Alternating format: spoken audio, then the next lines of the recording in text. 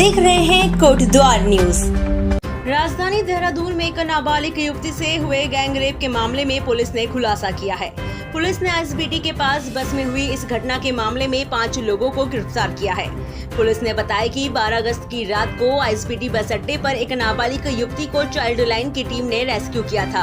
पीड़ित युवती के बयान के आधार पर थाने में मुकदमा दर्ज किया गया था। पुलिस ने मामले की गंभीरता को देखते हुए तुरंत कार्रवाई को आगे बढ़ाया और आसपास के सीसीटीवी को खंगालने के साथ ही पूछताछ शुरू की। पकड़े गए आरोपी बस के ड्राइवर, कंडक्टर और आईएसबीटी के कैशियर हैं। गिरफ्तार किए गए लोगों में धर्मेंद्र कुमार और रवि कुमार और राजपाल बस ड्राइवर है, वहीं देवेंद्र कुमार कंडक्टर है और 5वां शख्स राजेश कुमार आईएसबीटी का कैशियर है। जहां बस में सभी ने नाबालिग युवती के साथ गैंग रेप किया था, जिसके बाद अब 5 आरोपी गिरफ्तार हो चुके हैं।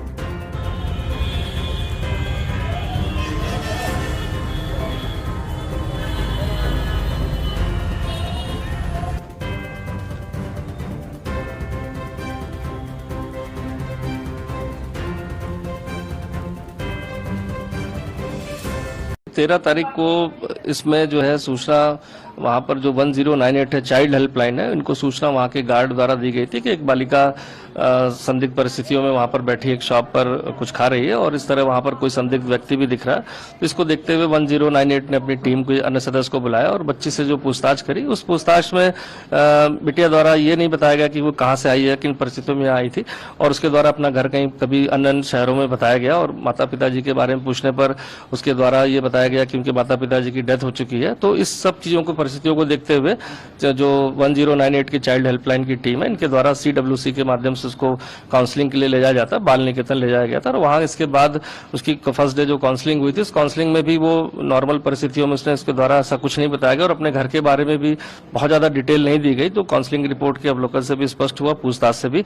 सेकेंड डे फिर से काउंसलिंग हुई, चूंकि काउंसलिंग लगातार होती है वहाँ बच्चों की, क्योंकि घर के बारे में और किन परिस्थितियों में वो यहाँ पर कैसे आया। तो इस सब चीजों की जब सेकंड डे काउंसलिंग हुई, थर्ड डे काउंसलिंग हुई, तो कहीं ना कहीं बच्ची द्वारा ये बात बताई गई कि जो है उसके द्वारा 5 लोग द्वारा गलत कार्य किया गया था। चूंकि मामला जब इस तरह का सामने आया पूछताछ में काउंसलिंग के दौरान, तो थाने पर जो है कल साय जो उनके द्वारा तहरीर दी गई थी। उस तहरीर के आधार पर 5 अज्ञात व्यक्तियों के विरुद्ध जो है 70 जो BNS हमारा नया एक्ट है उसके तहत और पोक्सो अधिनियम के तहत केस रजिस्टर्ड हो गया था। चूंकि बिटिया से जब इस जानकारी के बारे में घटनाक्रम कहाँ का हो सकता है, जो हमारी स्पेशल टीम जो महिला अधिकारियों की बनाई गई, तो उसके बाद फिर पता चला कि घटनाक्रम जब वो बस से, दिल्ली से बस से आई थी, तो घटनाक्रम बस का था। इसके बाद वहां की सारी CCTV फुटेज को लेकर अवलोकन किया गया। उस अवलोकन के बाद बिटिया को देखा कि रात के करीब 1-1:30 बजे के करीब एक शॉप पर वहीं पर बैठी हुई थी और एक संदिग्ध व्यक्ति भी वहां पर खड़ा हुआ था, और जिसको गार्ड ने भी पहचाना था कि यहाँ एक व्यक्ति यहाँ था, और इसकी सूचना तभी उसने 1098 को दी थी। तो इसके आधार पर संदिग्ध व्यक्ति को जब हमने ट्रैक डाउन किया और आसपास के लोगों से जानकारी करी, तो पता चला वह दिल्ली और देहरादून के बीच में जो बस चलती है उसका ड्राइवर था। तो उसको पूछताछ के लिए जब हमने उसको राउंड अप किया, तो पूछताछ में उसने घटनाक्रम का खुलासा किया कि उसके द्वारा कश्मीरी गेट पर जब बस खड़ी थी तो ये बच्ची वहां पर उसको मिली थी, और इसके बाद इसने बहला फुसलाकर उसको अपनी बस में उसको ले आया था, और यहाँ आके उसकी नीयत खराब हुई और उसने गलत काम किया बस में। चूंकि जब ये कार्य उसके द्वारा किया गया था, तो उसका जो कंडक्टर है उसको भी इसकी जानकारी थी, तो उसके द्वारा भी इस कृत्य को किया गया था।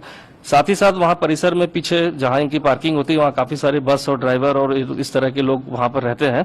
तो इस चीज की जब जानकारी अन्य उसके ड्राइवर को हुई थी दूसरे बस के, तो उसके द्वारा भी गलत कार्य बच्ची के साथ किया गया, जैसा कि पूछताछ में अभी तक आया है। तो इस तरह से चिन्हित करके हमारे पास 3 बस के ड्राइवर, एक कंडक्टर और एक कैशियर जो कैश कलेक्शन का काम करता है, उसकी संलिप्तता इस बात में प्रकाश में आई थी। तो 5 लोग को राउंड अप करके हिरासत में ले लिया गया। जो बस आइडेंटिफाइड हुई थी, रात इसमें स्टेट की फोरेंसिक टीम को बुलाकर जो साक्ष्य संकलन की कार्रवाई इसमें की गई है। साथ ही जो हमारी काउंसलिंग की टीम थी, जो अलग अलग लोगों ने काउंसलिंग करी थी, उनसे भी वार्ता कर ली गई है। अब पूछताछ के बाद बिटिया का जो था कि गांव का नाम पता चला था, उस गांव के नाम के आधार पर हमने वहां पर पुलिस से संपर्क करके टीम को वहां भेजा, और वहां पर ये पता चला कि बिटिया जो वहां पर उनके पेरेंट्स जिंदा है, और वहां के जो मौजूद लोग हैं उनसे भी बात की गई है और उन लोग को भी यहाँ पर बुला लिया गया। उनके आने के बाद और चीजें स्पष्ट हो पाएंगी कि किन परिस्थितियों में बिटिया अपने घर से दिल्ली पहुंची और दिल्ली के बाद देहरादून आई। लेकिन जो भी इस पूरे कांड में अभी तक जो 5 लोग की संलिप्तता थी, जैसा कि काउंसलिंग में भी 5 व्यक्तियों के बारे में बताया था बिटिया ने, उन सभी 5 को अरेस्ट कर लिया गया और साक्ष्य संकलन की कार्रवाई हमारी आगे चल रही है। सर, किन किन धाराओं में उन आरोपियों पर मुकदमा दर्ज हुआ है और अब देखिए 70/2 जो हमारी जो BNS की सेक्शन है, जो पहले गैंग रेप में यूज हुआ करती थी, उसके तहत, और हमारी जो पोक्सो अधिनियम की नाबालिग के विरुद्ध है, वो उसके तहत मुकदमा दर्ज किया गया है।